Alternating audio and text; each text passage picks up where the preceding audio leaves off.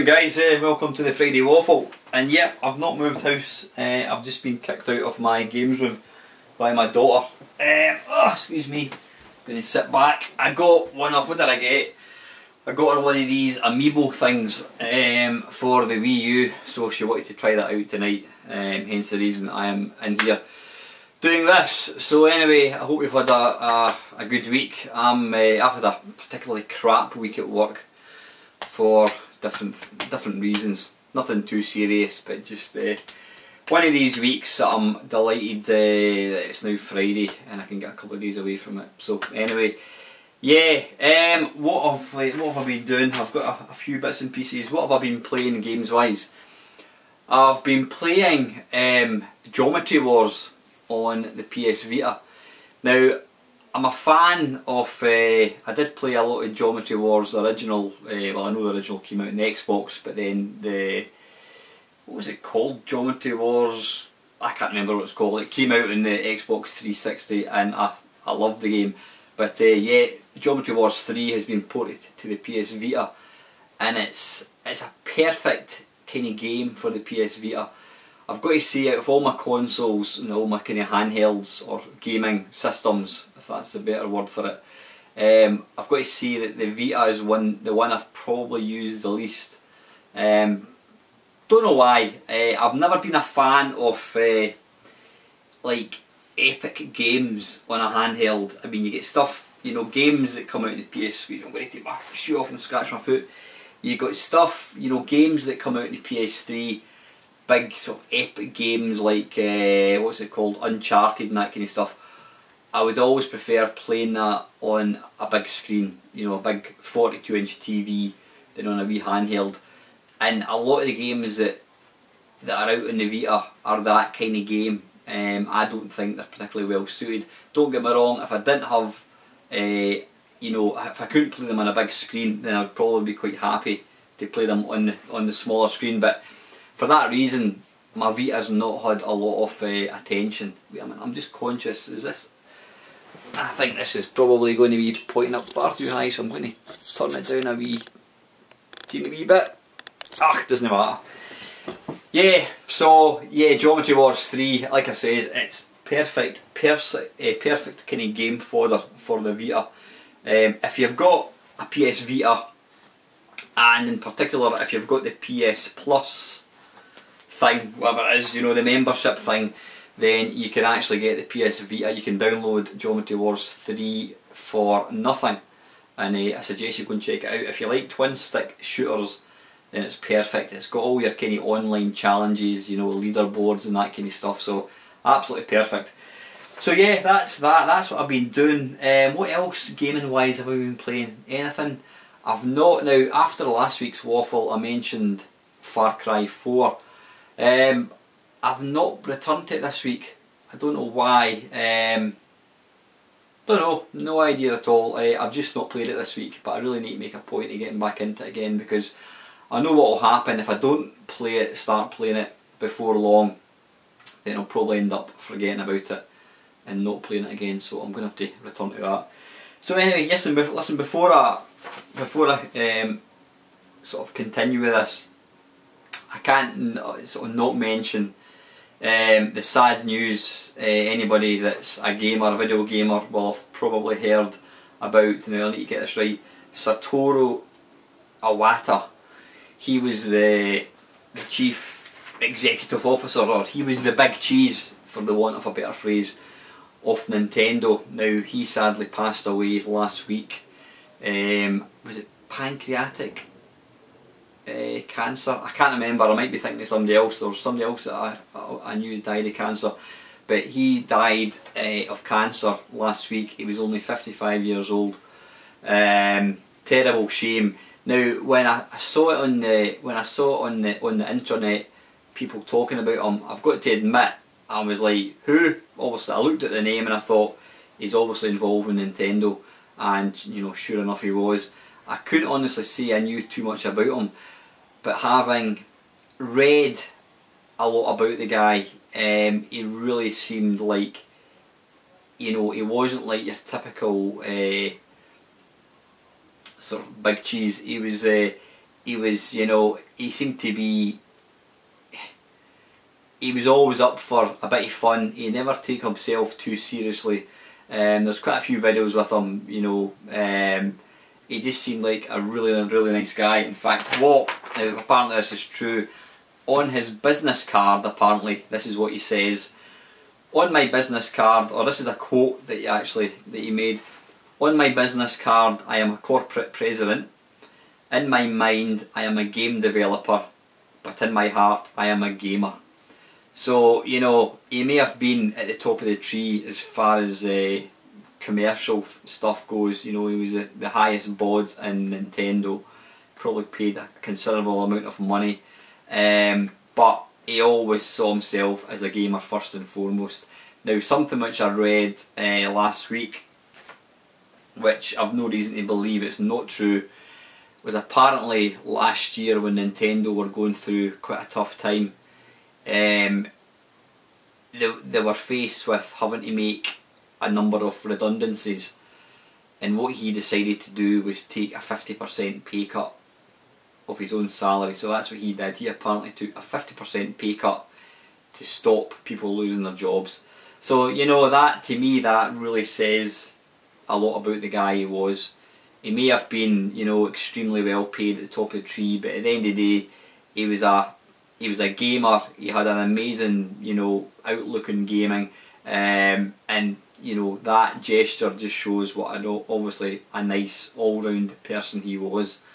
So it's a shame, but yeah, it kind of got me thinking. I mean, I know I was talking about Nintendo last week.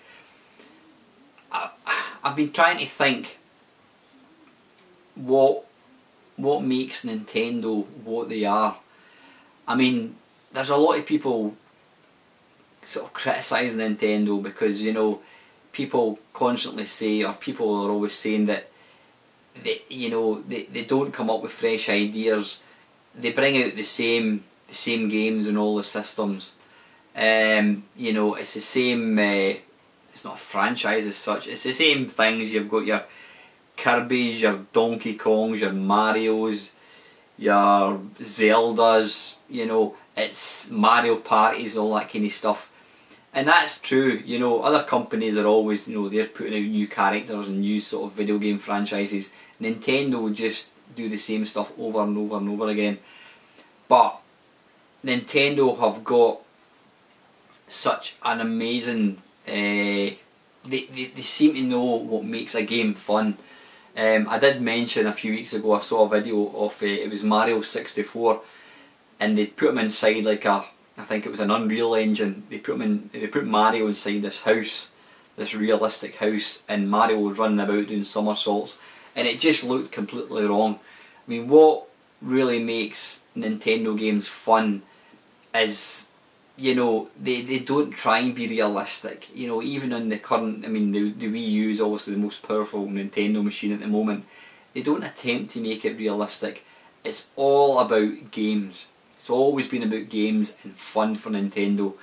Now, you know, some of my favourite games of all time are Nintendo. I mean, I'm trying to think. I mean, you know, the Zeldas, the Mario Karts, the Mario Worlds. It's hard to not like these games. You know, they're just, and they seem to be, out of any other company, they seem to have this ability to just take in a game's idea and, you know, they can polish it to within an inch of its life. I mean, the presentation on Nintendo games is always second to none. I mean, some of my favourite games that I've played with, what is it, Pikmin.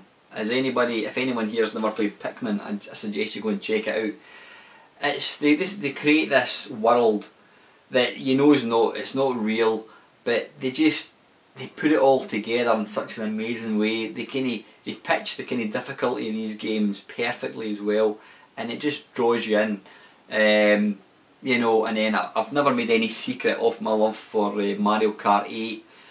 It's, to my mind, it's one of the most perfect, if that's the right phrase to say, games that you can get. It's just absolutely sublime. the graphics, the playability, you know, you can do things like you can zoom in, you can do slow motion and that kind of stuff, and it's just, it's incredible, absolutely incredible what it is you can actually do. And you've probably seen all the different games. There's stuff like, there's a new Yoshi game, I can't remember what it's called. It's basically like Yoshi, is it Yoshi World? Excuse me. Yoshi World, and it's made of a wool. Everything's made of wool, and it's just, it's absolutely glorious looking, you know. But yeah, where am I going with this? I just hope that whoever takes over from Satoru, yeah, whoever takes over from him, I hope they've got the same vision and fun aspect that he had, because obviously being a gamer first and foremost, his words not mine, he was able to put out games which are just absolutely phenomenal. I mean, you know, some of the ideas, the ingenuity that Nintendo have come up over the years, I mean, they were the first one that I'm aware of to come up with a dual screen sort of gaming console with the DS. They were the first one to come up with a touch screen that I'm aware of. They were the first one to come up with you know, motion controller with the Wii. They're never afraid to kind of push boundaries as far as new ways to control games.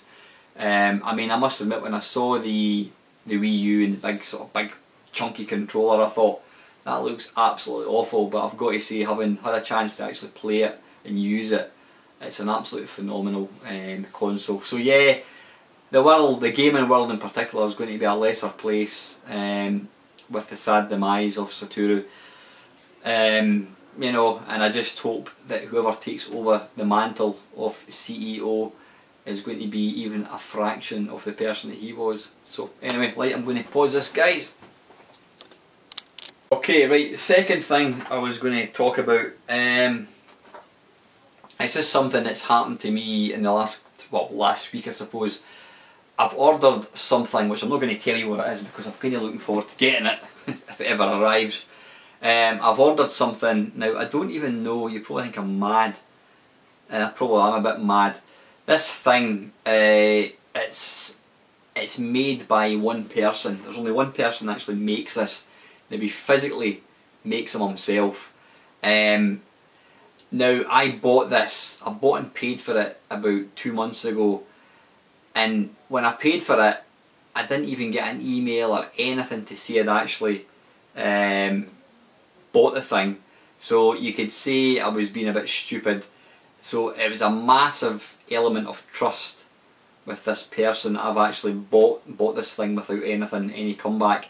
But the person who I'm talking about, he's been making this thing for a few years, and going by all the sort of feedback in the forums and that about him, he's a 100% reliable person. I mean, the guy's married with kids. This thing that he makes, it's just it's a hobby. It's, you know, he's got a full-time job, he's got a family to sort of juggle as well. So people do say he's not the greatest when it comes to kind of getting in touch with you. He's not the greatest at replying to emails. He's not the greatest at keeping you up to date with, you know, when you're going to get stuff. But what people do say is you will 100% get what you've paid for.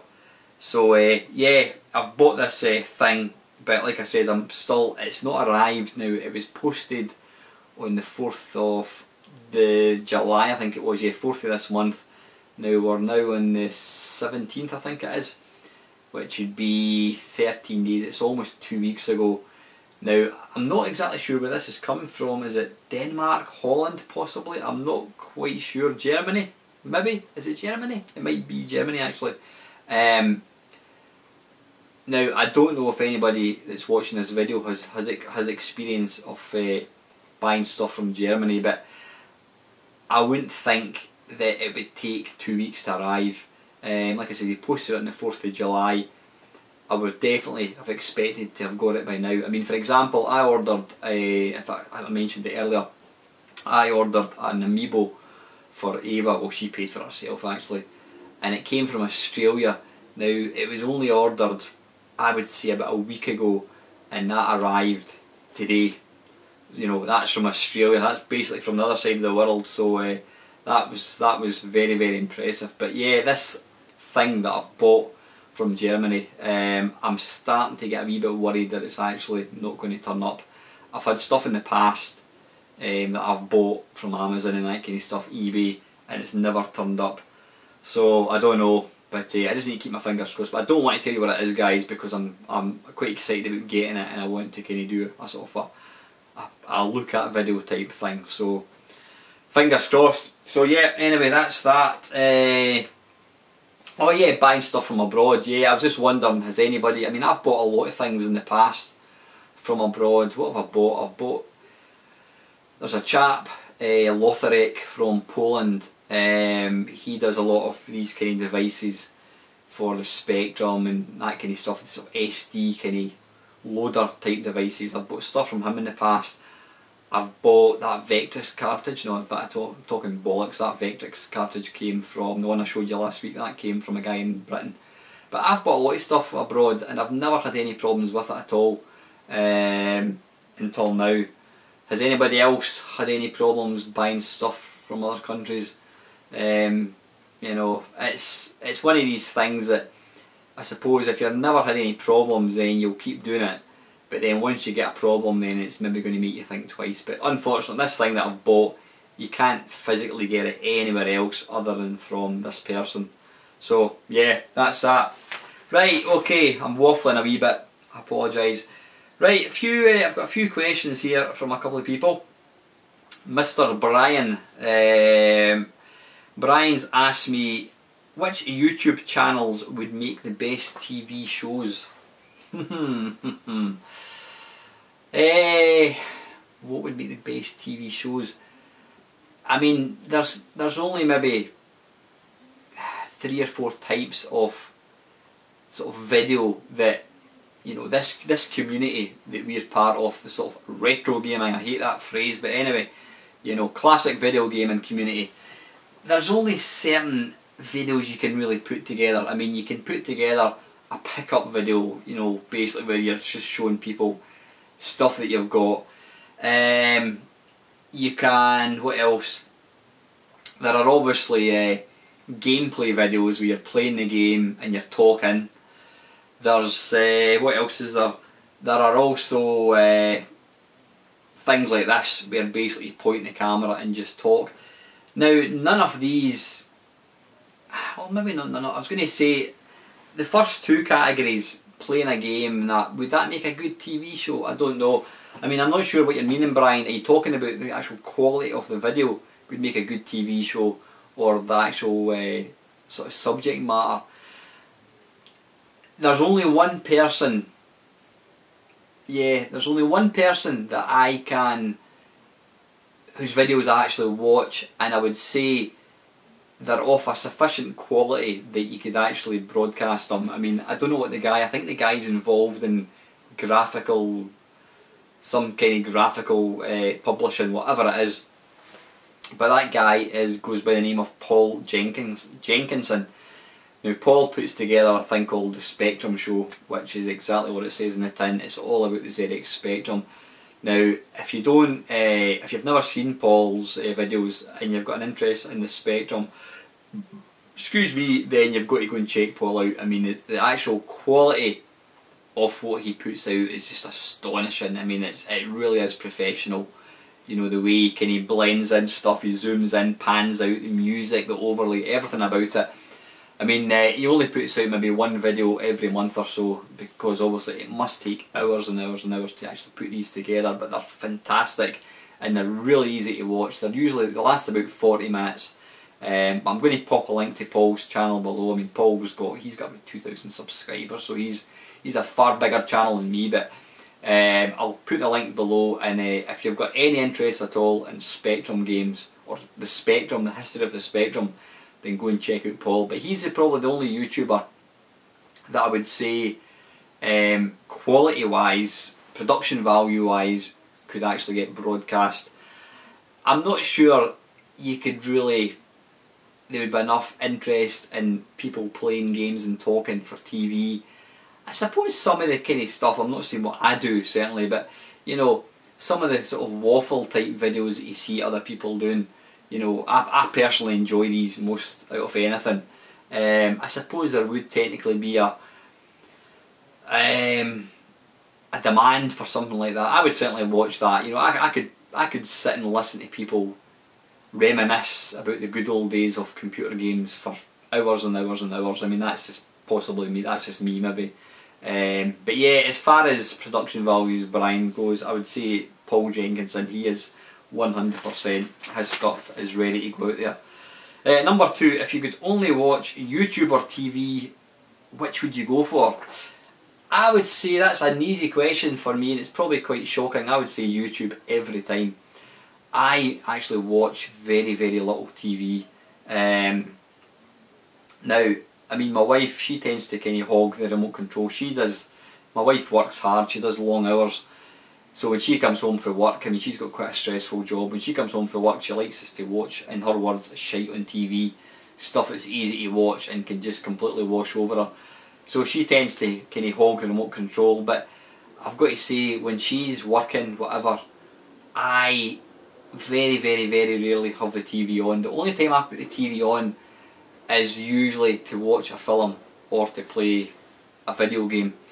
I could much happier sit and watch YouTube. I mean, for example, I've been watching. I've kind of got this interest in Mount Everest.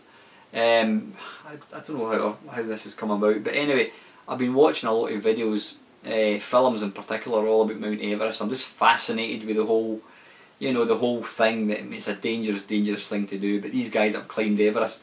So I've watched a few films on YouTube, but I could quite happily sit all night on YouTube and just, whether it's films, whether it's people's videos, well, they're obviously all videos, but whether it's, you know, listening to music, yeah, absolutely. If I had to choose between TV and YouTube, then I would 100% go for YouTube. Never get bored of it, and you don't have to pay a TV licence for it either. Right, Brian's last one is, when is Mamemeister live happening? Yeah, very good, Brian. I'll be honest, I'll be absolutely honest. I mean, my subscribers, I mean, Brian, he's been with me since the very, very start. I think Brian was literally one of my first couple of sort of subscribers, so fair dues to Brian for sticking around. So Brian remembers the channel in the very old days when it was literally me playing a pish game for 10 minutes and it was webcam central. But so yeah, I've grown. I'm up to about 150 odd subscribers. What's quite funny is my subscribers went up to, I think it went up to about 354 last week, and then it dropped to about 349, and then it's back up to about 352. So my subscriber level seems to be going up and down. I'm not getting a hell of a lot. It's not jumping up much at all, and I can never understand how some people can just have so much more. Not because I think my channel's particularly good, but it's such a tough thing trying to get subscribers. But anyway, yeah, would I do a Mamemeister live?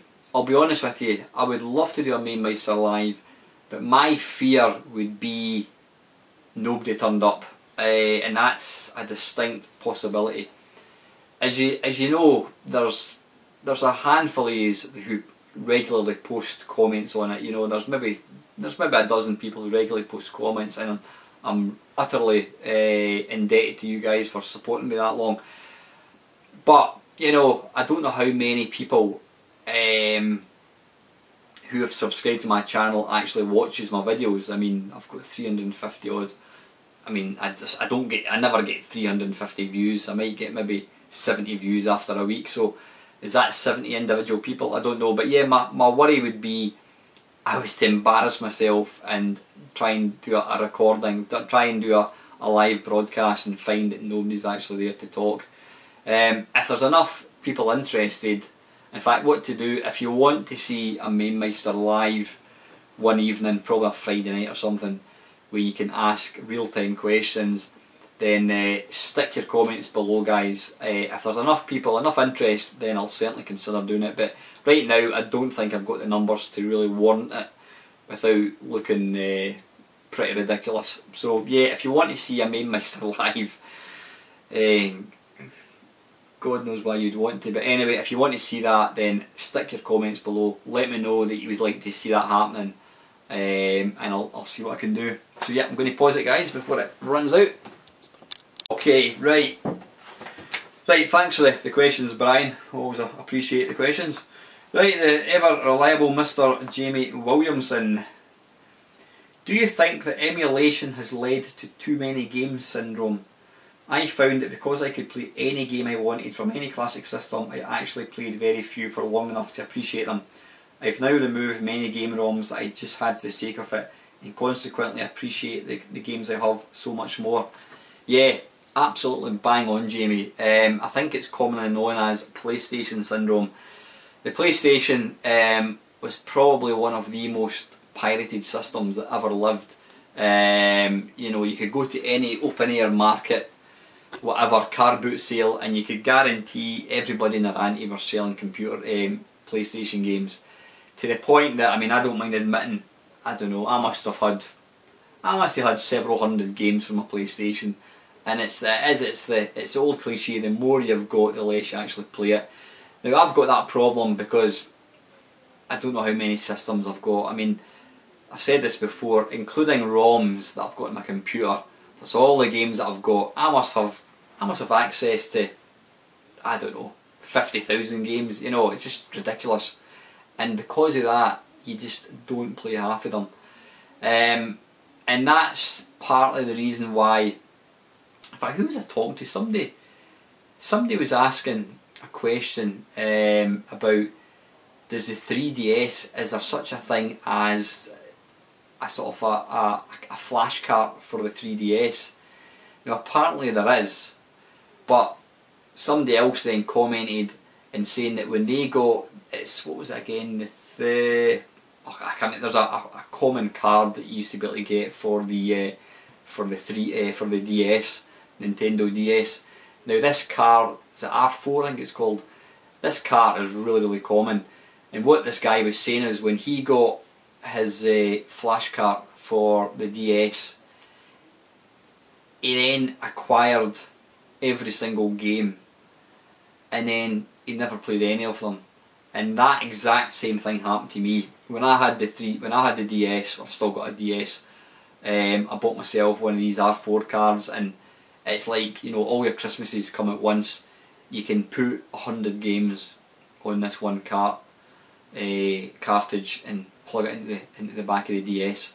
And it's absolutely true, when you've got access to all these games, what you tend to do is you switch it on, play one game for a couple of minutes, think, nah, I'll have a look at something else, switch it on, oh, I quite fancy something else, and you end up playing nothing. You play maybe 10 games for no more than a couple of minutes each, and you end up playing nothing.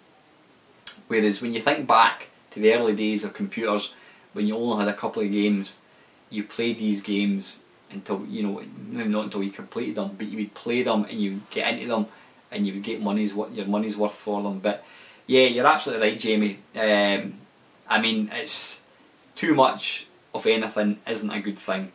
It's human nature. The thing is, when you can get games for nothing, it's difficult to not take them. I mean, as you know, I've bought myself, I've got the Saturn, and I've also got the 3DO. Now, neither of these systems, well, I tell a lie, my Saturn has got a chip in it, so it will play backups. The 3DO doesn't require any protection. None of the games had any protection at all, so I could just download and burn all these 3DO games onto discs. And what concerns me with doing that is it'll become like a PlayStation. I'll just not play it because I've got all these games. So I'm trying hard to kind of just to kind of get the games that I want to play. But I remember back in the day with the PlayStation, even it was before the PlayStation, let's be honest, it was probably even, excuse me, even when I had my Commodore 64, the Amiga, that was pirated like nothing on earth. It got to a stage where you know, people were saying, oh, I've got these 10 games, and maybe only 2 of them were any good, but because you thought, well, this game's crap, but you know what, it's still 40 quid, I'm as well copying it. It's either take a copy of the game and not use it, or else have a blank disc sitting. So 9 times out of 10 you would copy everything, and you know, you'd end up sitting there with, you know, maybe a couple hundred games, and maybe 20% of them were any good, the rest were absolute crap. So yeah, it just, having all these games completely demeans the collection itself, and it just means that you just simply don't play it. So bang on, Jamie, I'm totally with you in that one, mate. Excuse me. Right, number 2. I know you run a newish version of MAME. Have you played around with the HLSL filters yet? They can make the display curved, etc., like an old CRT, and make vector games look all glowy and bright. Yeah, I have, Jamie. I mean, what's the version of MAME I'm running? I'm running one that's maybe 6 months old, or maybe a year old actually now. But yeah, one of my mates introduced me to this HLSL, whatever it's called.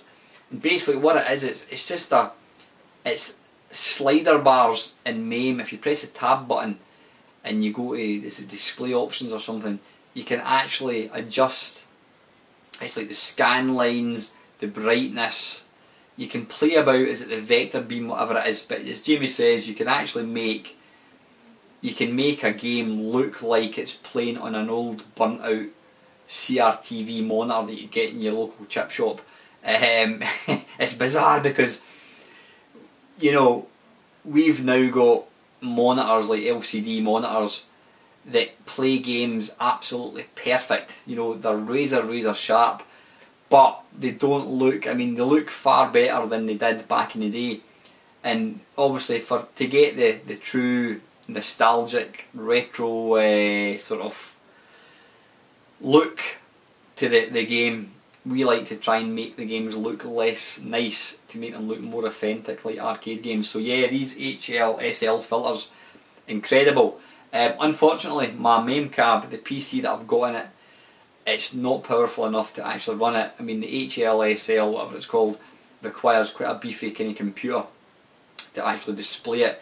Now, I have messed about on my new PC and it works perfectly, but I don't play MAME that much on that PC, so I'm not really too bothered. But yeah, it's one of these things, if you've got a fairly sort of decent PC that runs MAME and you want authentic looking graphics, then just Google it. What was it again? I keep forgetting. HLSL filters. Google it. And there's people who give you, I mean, there's actually people who upload their INI file, so you can actually download it and just pin that across. I think it's only been maybe the last, I don't know, any version of MAME that's come out in the last year supports this filter thing. Any version before that I don't think supported it. But yeah, I've seen a few, if you Google it or go into YouTube, and you can see some of the videos running with this filter on. It just looks incredible. It looks just like a CRT TV, and stuff like Asteroids, you know, Tempest, Battlezone. These games look incredible. If you've got this if you've got the settings adjusted just right, they look absolute knockout. So go and check it out. Excuse me. Right, next one. Read the above, i.e. HLSL filters. When you emulate, how important is it to you to have as authentic an experience as possible? Do you like to degrade the sharp LCD image to look like an old CRT, or are you happy just to play? I'm trying to think. I don't put scan lines on really, because the scan lines in some of the older MAMEs used to look really good. They looked just like the arcade. But I've noticed that in more up-to-date versions of MAME, you put the scan lines on and it just looks a bit rubbish. When I say rubbish, I don't mean it looks blurry. It just doesn't look like what it should. So I actually think that I have, is it bilinear filtering on, which kind of makes them kind of soften. It gives them a more kind of it softens the look, because what does look rubbish with any old system on a CRT is the graphics. The lines are too defined. The Jaggies are jaggy, they look really pixely, they just look pretty rubbish. So I do have, I think it's a bilinear filtering switched on, Jamie, on most of my games, which does make them look slightly more old school. But I generally don't bother with scanlines. I think some of the emulators that I run, is it Kega Fusion, which is for the Mega Drive, 32X, Mega CD, Master System. I think I do have scanlines turned on in that, but in the main, yeah, I don't have them pin sharp. I do have them kind of slightly blurred, but I tend to find that, especially in MAME, the scanlines just don't look that good. So anyway, okay, right, where are we? Number 4. You're only allowed to use one emulator for the rest of your life for some strange reason. Which one would you choose? MAME, WinVice, WinUAE, or another? That's pretty easy for me. It's going to be MAME, 100%. I absolutely love the other emulators to bits, but for the simple reason you've just got this massive collection of different games, and in particular the type of games that they are, like arcade games. I've never made any secret that I love arcade games. These are the games that I play most of all because they're easy to play, they're pick up and play, you can play it for 10 minutes, whatever. MAME just gives you 4,000 games of everything you can think of, from beat 'em ups to shoot 'em ups to platformers, sports games. Yeah, I love my C64, the Amiga. I mean, in fact, I forgot to mention that I was playing the Amiga earlier on this week, and I'd actually forgotten about how many cracking games there are actually out for the Amiga, and the sound. I mean, some of the sound effects and music in the Amiga games is just astonishing. But anyway, I'm kind of going off topic slightly. 100%. As much as I love these other systems, pardon me, 100% MAME. There's just such a there's kind of no end to the games, and there's such a diverse sort of number of types of games that you can play. So yeah, 100% it's going to be MAME, Jamie. Especially the fact if it can retain its high score, so you've always got something to kind of aim for. Right, number 5. Do you ever get to enjoy 2-player action on your MAME cab? Yes. Now, when you get to a crusty old age like myself, you don't have having your mates around like you did back in the day isn't possible. I mean, I've got quite a few mates, but they've all got kids. They're all married. They've all got real life stuff to do. So popping round to Big Al's to play his MAME cab's not something that happens very often. But Ava, my daughter, she loves the MAME cab. So we do play quite a lot of that. We tend to play the same games. What do we play? Play quite a bit of Rodland, which is excellent. What else do we play? Bomberman. Is it Bomberman 3 on the SNES? We play that all the time. It's excellent. And there's something about standing next to somebody, sort of shoulder to shoulder, playing simultaneous 2-player games. It's something that you miss sitting in a settee with an Xbox controller. It's like playing a 2-player game in the arcades. You know, you've got that direct competitiveness. It's excellent. So yeah, I do play it, and it's 9 times out of 10 it's Eva, my daughter, so she enjoys it. Right, only a couple to go, guys. Okay, well, in fact, I'm saying a couple to go. Last question actually from Jamie. What subscriber giveaway do you have in mind when you reach 500 subs?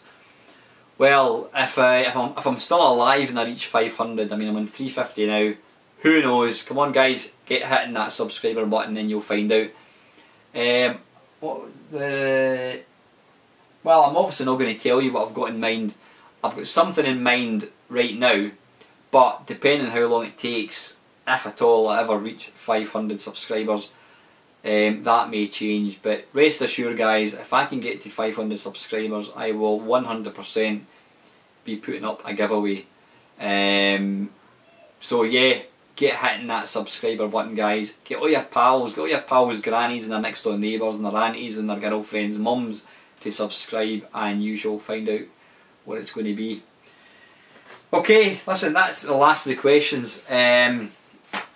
Coming up now, Daniel Cordell, bless him. Daniel was asking me. He says, "Oh, you've put out a lot of really good videos over the last couple of weeks. I mean, what did I put out? I've put out a couple of what do you call it? They Did What's. I've done an Arcade Perfect My Arse, and I've also done a That Was the Year That Was." Now, Daniel was asking, did I pre-make these, you know, and then I was just putting them out over a period? Well, no, I actually made. I mean, I was making them. I was making the video, putting it out the next day. So I've just been a busy boy making it. But I must admit, I was making. What was the video I was making the other day? What was the last one I put out? Was it that year? That was the year that was. No, it was. What do you call it? They Did What? What was the company? Melbourne House. What day was it? Was it last Tuesday? What day was it again? No, it was Monday. Monday night. My wife was actually away overnight, so I thought to myself, I've got the night to myself. What could I do? I could make a film. I could I could watch a film, something like that. But no, I spent all night making the video, and I mean it took me about 3 hours all in, you know, from recording them and getting the sound alright, and you know, just putting the whole thing together does take time. And I thought to myself, bloody hell, that's a whole night going to make one video, and I don't want to go back down that road where I'm sort of giving up an entire night, because you know, time is very restricted, so I don't want to go down that road again. But yeah, I've enjoyed revisiting like Playmates Only, and not Playmates Only, shut up, I can't even remember the names in one videos. I've really enjoyed doing the Arcade Perfect My Arses. That's one I've not done one for a long time, until obviously last week. Can't even remember what was the game I did. Kung Fu Master, that's the one. And also I've done the not Arcade Perfect My Arse. That Was the Year That Was. I think I'm up to 1995, I think it is. I can't remember exactly. So yeah, I will endeavour to put out videos as often as I possibly can. One thing that I've learned though, guys, looking at other people who've got far more success than I have, although what is success? Is success the number of subscribers? I don't know. But people who've got far more viewers than myself, they seem to put out far less videos. Now, one person, I watched a video recently, and this guy was asked about, can you give any tips to anybody that wants to make videos on YouTube? And what he said was, never ever make videos that you think people are going to want to watch. You've got to make the videos that you want to watch, not what other people want to watch. And he's absolutely true. I mean, on the odd occasion, I've thought to myself, oh, I think people will enjoy this or people will enjoy that, and I've tried to put a video out that I think you're going to enjoy. Yeah, you've got to obviously make videos that people are going to want to watch, but you should never do it for your viewer. It should always be for you. The day it stops being fun for you recording them, then is probably the day you should just knock it in the head. I mean, all these videos that I make, especially ones that I'm doing just now, these kind of waffle types, I enjoy it. I do get a lot of enjoyment out of it. And the day that I start making a video just because I think it's going to get me extra subscribers, I'll never go down that road.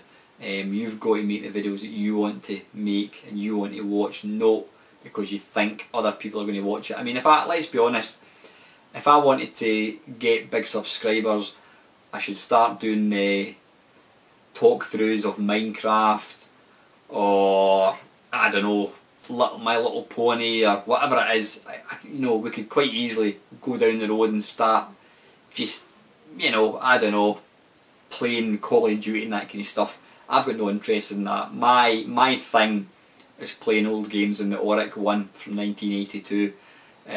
So yeah, I'm never going to start making videos that you guys want to watch. It's going to be what I want to watch, and I think other people might enjoy it. So yeah, Anyway, so coming up, I've one of the guys that I actually gave a shout out to fairly recently, Kevin down the rabbit hole.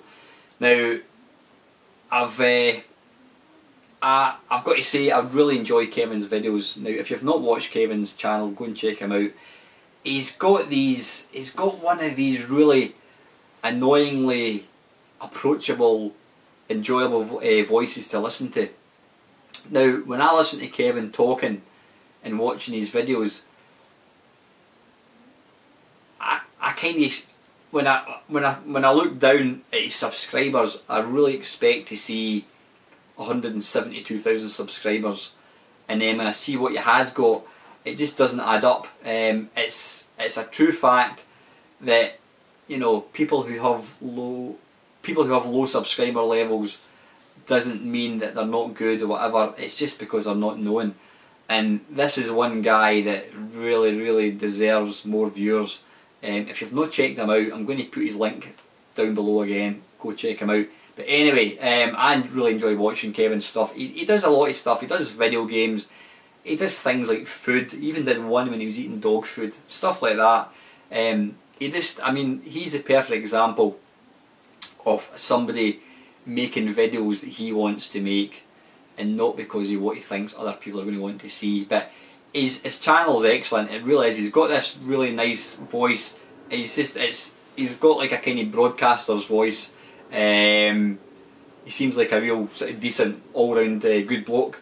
But I enjoy his channel. I enjoy what he puts out in it. So go and check him out. But anyway, what I have proposed to Kevin is that him and I, maybe once a month, you know, once every 6 weeks, whatever, we get together on Skype, and we basically do a kind of a sort of a podcasty type thing. Well, it's not a podcast, we're just going to talk about stuff. We're going to do a sort of a joint waffle, so to speak. We're just going to talk about the old days, how we got into gaming, that kind of stuff. But I think what will make it interesting is hearing a perspective of somebody from Canada against the perspective from somebody from sunny Scotland. I think it will be quite interesting, so I'm looking forward to tying up with Kevin. So the only problem we've got is Kevin is 8 hours behind me, so it's going to have to be quite late on at night for me to record it. So, you know, or else Kevin would still be in his bed, sort of thing. So anyway, that's what we've got planned. We're hoping to have a wee trial in the next couple of weeks, see how the recording goes.